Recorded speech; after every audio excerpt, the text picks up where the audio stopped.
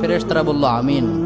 রেগে মেগে আপনি আপনার মেয়েকে বললেন জীবনেও তোর কপালে স্বামীর ভাত জুটবে না, ফেরেশতারা আবারও বলল আমিন।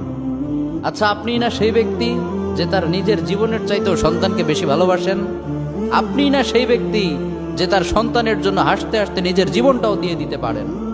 আপনি না সেই ব্যক্তি যে আল্লাহর কাছে নিজের চাইতেও সন্তানের জন্য বেশি দোয়া করে? তাহলে কি করে নিজের হাতে নিজের সন্তানের এত বড় ক্ষতি করতে পারলেন? Doesn't make any sense. Common sense বলতে কিচ্ছু নাই আপনাদের? আপনারা কি জানেন না আপনাদের রাগের মাথায় বদদোয়া করাগুলো ফেরেশতারা আমিন বলে?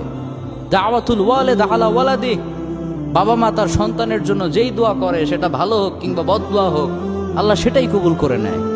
এজন্য খবরদার, নেভার কার্স ইউর চিলড্রেন। রাগের মাথায় কখনো সন্তানকে অভিশাপ করবেন না। খুব বেশি রাগ উঠে গেলে তার জন্য উল্টা ভালো দোয়া করেন। কাবা শরীফের একজন ইমাম আছে, ইমাম আল কালবানি, তার মায়ের যখন প্রচন্ড